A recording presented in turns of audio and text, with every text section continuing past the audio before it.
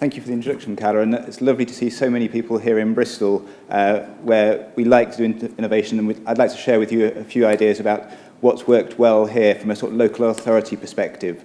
So, I mean, I think a lot of you in the room are from local authorities, and it's kind of, sometimes innovation isn't always that easy in a local authority. So here are a few sort of tips on what's worked well for us.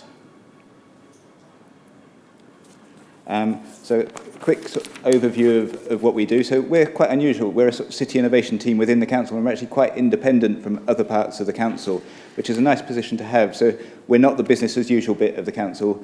We only do innovation, and we're mainly sort of funded through sort of innovation projects.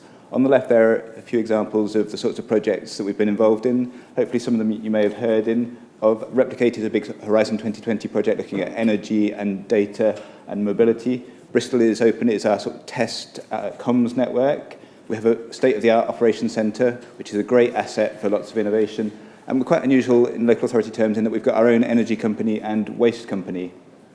My colleague Marius here works in open data, so that's an area where we do a lot of work. And we're also looking at things like shared electric vehicles and connected autonomous vehicles. There's a lot of expertise in the region in that autonomous vehicle space, and it's a very exciting space and one that we've worked in quite a lot. Few awards that we've won, so we're very proud to have been European Green Capital in 2015, and also 2017 Huawei Smartest City. I'm never quite sure whether that's still a good thing or a bad thing, but at the moment that's sort of still on the slides. So give you a bit of a flavour of the sort of innovation we do, and we're proud of our innovation, and it does go back hundreds of years. So there's a quick sort of snapshot of things that hopefully you'll know about. So things like the suspension bridge, Concorde, and we get recognised for the tech work that we do, and the incubator. So we've got some great universities, and a lot of the tech sort of comes out of the universities. One of the areas that people don't know very much is that Bristol actually does a lot of chip design, and a lot of that has spun out of the universities, and is a fabulous employer and some very high-tech jobs. We're proud of that. Some really big names that I'm sure you'll recognise that we're very proud to have in the city, and it's nice to be able to work with them in a variety of different ways. And at the bottom, we've got sort of two unicorns, so billion-dollar startups.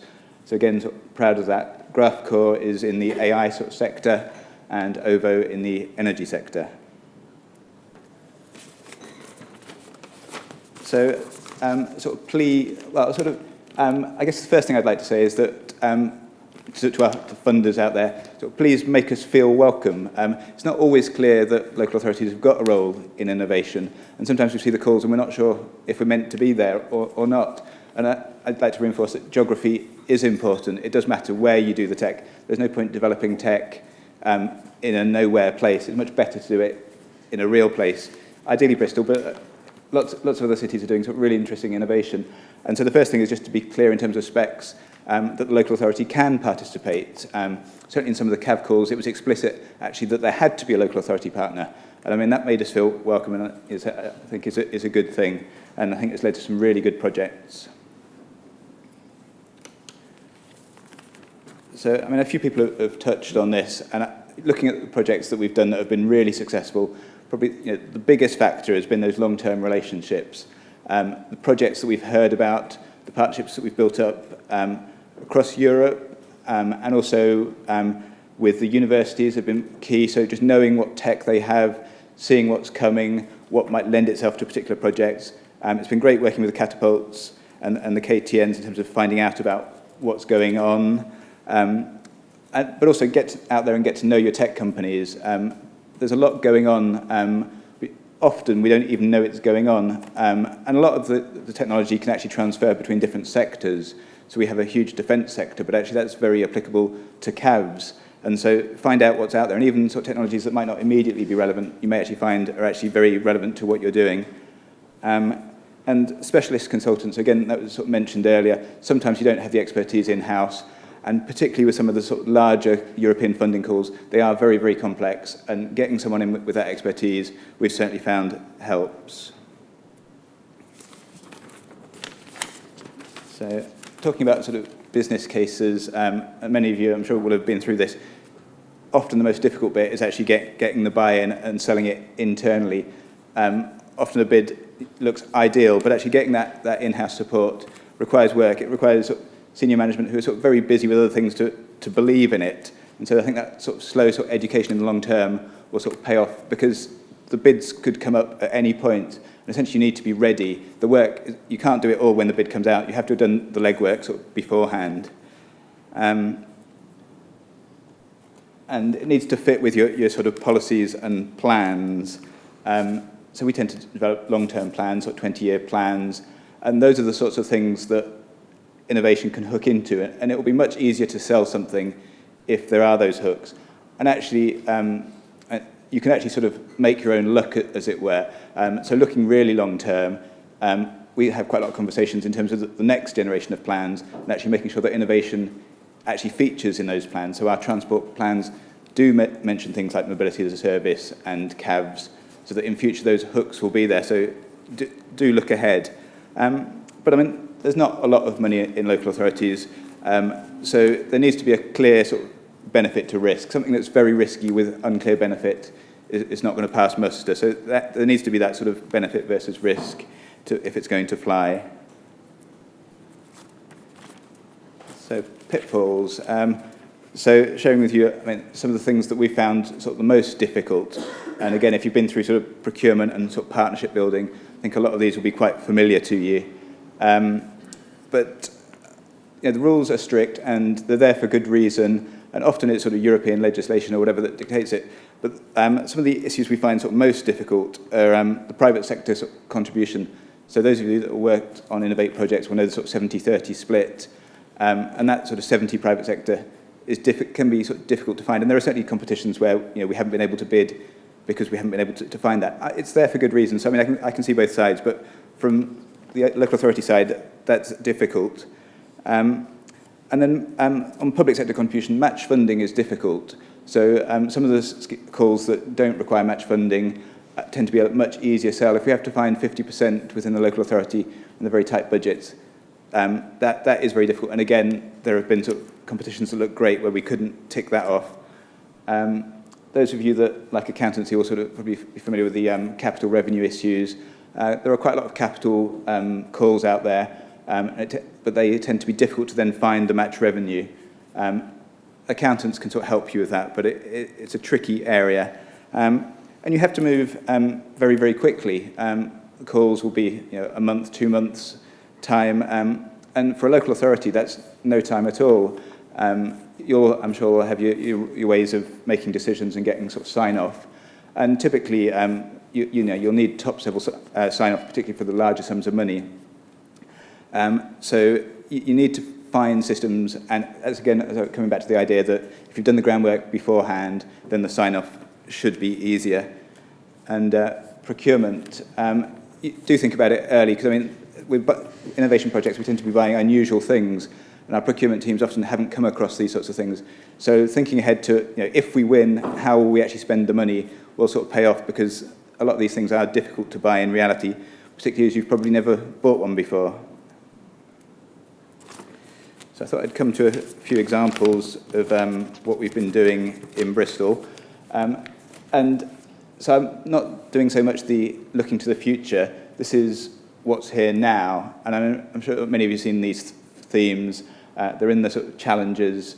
And they're definitely happening. And it's been really interesting to work on these projects.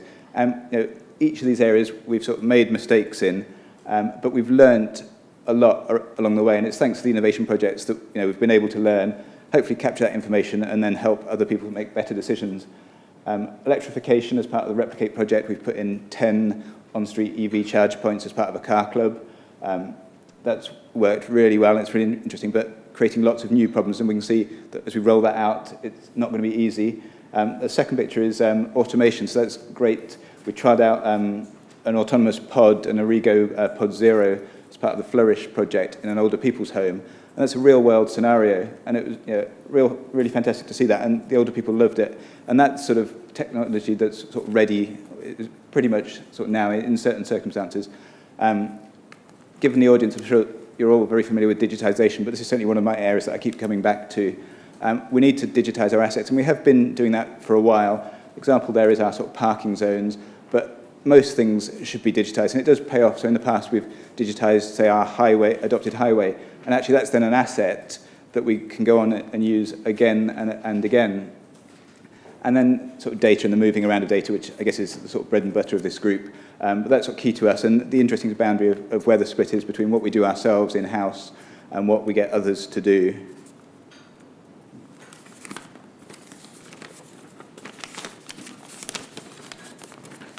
So in terms of sort of concrete things, these are some of the sort of pots that are out there. And as I say, in those sort of theme areas, there are huge funding opportunities. So obviously you need to focus on the ones that are relevant to you. But these are areas where we've been sort of funded. So local growth funds, each area will have its different setup, but we have the West of England Combined Authority, which is a sub-regional authority, and that has sort of funding streams for new technologies, and certainly some of our comms technology has been sort of funded that way.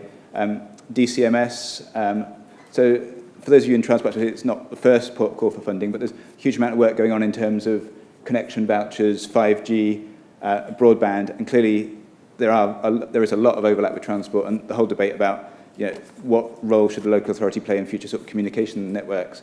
There's a lot going on there.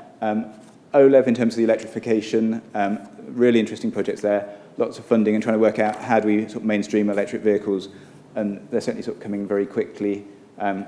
With Innovate UK, we've had some excellent projects, a lot of work on open data, and some very successful CAV projects that have been fascinating, and things that we certainly wouldn't have done without that funding and without those projects. And we've made some great partnerships, and some of the partners have gone on to be very successful. Europe, so the Replicate project has been part of Horizon 2020, and I'd sort of thoroughly recommend it. I mean, sometimes you do pull your hair out with the bureaucracy, but really rewarding, really interesting partners, and a lot of this technology has a sort of European angle. Coming back to the universities, that's where a lot of the innovation is happening, so make sure you know what they're doing and what's on their horizon. And at the bottom, it wasn't a segue, but Horizon Europe, we don't know what's going to happen with the B word, but it's 100 billion euros. It's one of the biggest funding pots around, and lots of potential. So worth exploring and being ready so that when those calls come out, you know which areas you want to bid to and who you want to work with. So hopefully that's given you a good overview of what we've been doing and the areas we've been successful in, and given you some ideas as to what's coming along in future. So that's me. Thank you.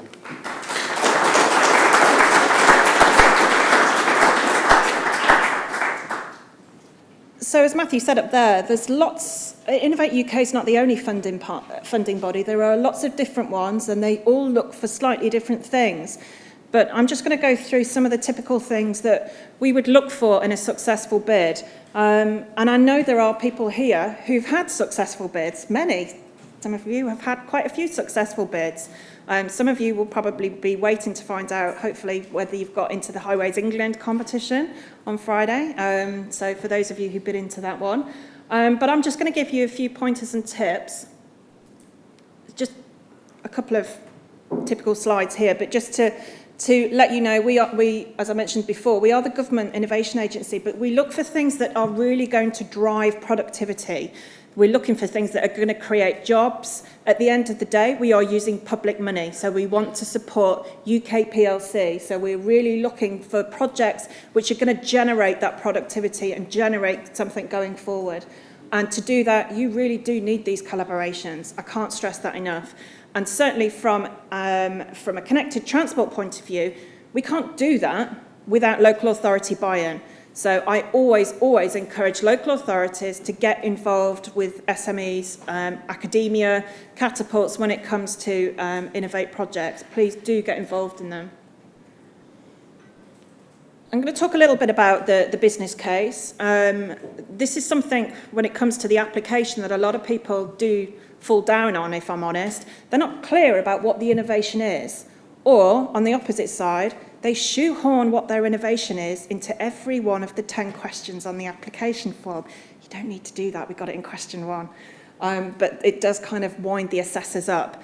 So be clear, because there's nothing worse than seeing an application, the assessor comments at the end, and they say, really not quite sure what this project's doing. So be really clear, what is your innovation? How will you commercialise it? So that's always something difficult for the academic partners and also for local authorities. How will you commercialise the innovation at the end? Going back to my first slide, we want economic growth. So how will your project generate that growth? So really important. And the management, this isn't like the big brother, but well, in some respects it is, because you need, if you've got a solid consortia, you need a solid project manager who can really pull the different strands together. Different types of organisations and different collaborations work differently. And we do see that. Academics work very differently to catapults, work very differently to SMEs, and large organisations move a lot slower. SMEs tend to be more nimble. So you need someone who can pull all of those threads together. And someone mentioned it earlier, I can't remember who it was, but it might have been Tim, the exploitation plan. We drill that in from day one. So if I'm your portfolio manager and I come to any of your projects, I will say from the first kick-off meeting, what is your exploitation plan? If you've got a 2-year project, you still need to have that plan in place, because the worst projects get to the end, fall off a cliff because they don't know what their exploitation is. They don't know what they're going to be doing with that innovation. So it is really, really important. And again, assessors will really look for that. And also the risks. And this is one of the things that we do see a lot of criticisms for, actually, on applications at Innovate. People aren't really saying what the risks are, or they're downplaying them. If there's genuine risks, that's what we're here for as Innovate UK, to de-risk and support risky projects. So tell us what those risks are, but explain how you will mitigate them. That's the key thing. So people think, oh, that's a risk, let's just don't mention that. But do mention it, but tell us how you're going to mitigate it. Be honest about it, because, again, that upsets assessors. They say there's clearly risks here, but they've not mentioned them. So be open about them. And then these are some of the questions that the assessors will always look for in a good project. So is the market big enough? So is the product, are we ready for it? You know, are we going to sell it at the end of the day? Going back to the economic question, what are the strengths in the UK? Do we have the skill set for it? If not, what should we be doing? Again, that's a risk that needs mitigating. And I know we should probably do a TDI on skills at some point, but it's a huge issue for skills. As things are ramping up very quickly in the transport innovation area, we do struggle finding the right people with the right skills. So do you have the right skills to do your project? Is there a global opportunity? I'm amazed that the B word's not been mentioned more, actually. I'm really pleased. But is there a global opportunity? Can this innovation be used in other countries? Is it a blueprint that can be taken from one country and applied elsewhere? What are the opportunities there? Don't just think about your own city or your own town. Think bigger. What are the opportunities? And that's the kind of thing that, again, assessors, they like that you've thought outside the box. Is it at the right stage of development for the funding? Now, certainly from Innovate UK point of view, if I start talking about technology readiness scales, I know probably you'll all start, let me just check my emails. But they will all state what kind of area you need to be in. So if it's a project, if it's a competition where they're looking for things that are ready to pilot, if you've just got back of a fag packet idea, you're not at that stage yet. You're looking for a competition that's more about feasibility study, for example. So just think about whether you're ready. You can't necessarily shoehorn it in just because you really want the funding. So think about that. And what's the additionality? So why public money should be spent on your project? Again, it's not just Innovate, but all of the Horizon 2020 and all of the other funding bodies out there, they will all be asking, why should we spend money on this? Why, and if they're public funded, why should public money be spent on it? Otherwise, it's going to be a Daily Mail nightmare. We know, we've been there.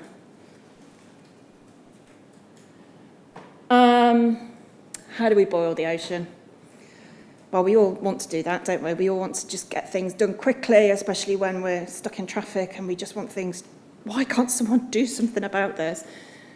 we've got to do it slowly, bit by bit, but the key steps to that really are looking at the collaboration. I'm not going to go into that anymore. I think we've hammered that home quite well today, but there's lots of you here. If you're an SME, by the way, can you wave at me? If you're industry.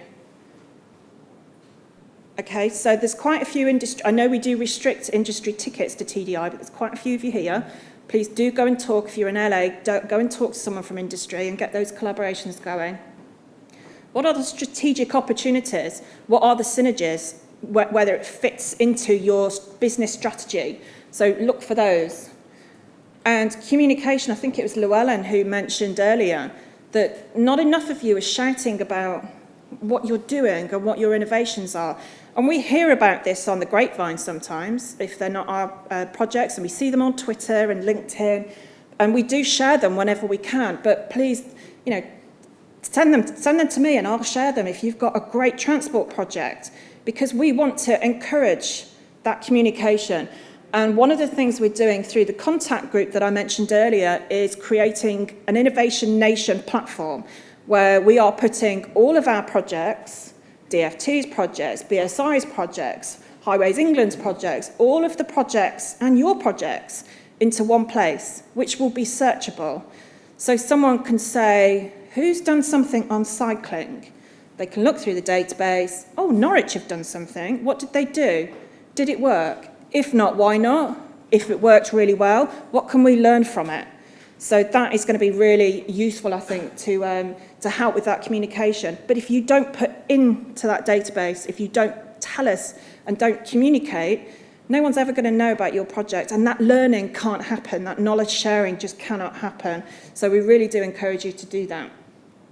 Look at the big picture. There's an awful lot going on in Blighty at the moment. So, think about the bigger picture and what could be around the corner. These are the projects that were live that I thought were relevant when I made these slides at the end of last week. There is an energy catalyst open at the moment, which is in 3 strands, depending on what stage of development you're at.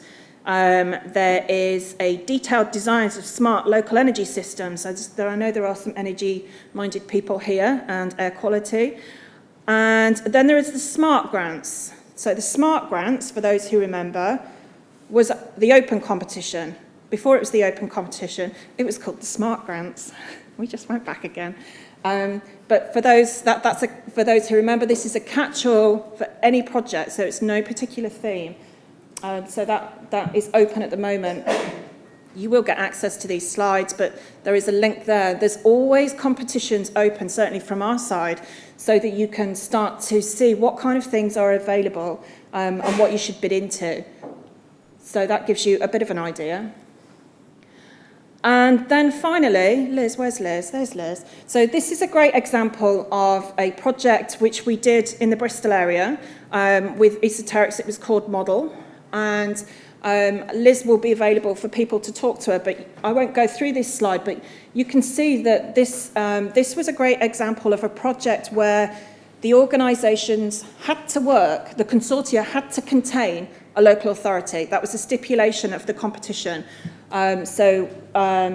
This was a collaboration with Bristol City Council. We had academia, we had small businesses, large businesses, so the whole kit and caboodle. And as a result, a fantastic project came out of it about mobility in the Bristol area. So I'm sure, Liz, wave again. So Liz over there, please do go and talk to her and ask for a little bit more information about the project, because it is a great example of what can be done with not a massive amount of funding, if I'm honest, compared to some projects. So sometimes you just need that little bit of funding just to help you on your way.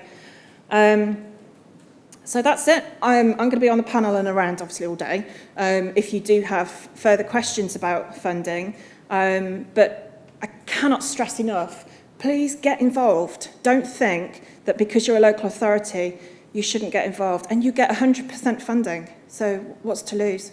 So please do get involved, and it will help you develop on your innovation strategy. Okay, thank you.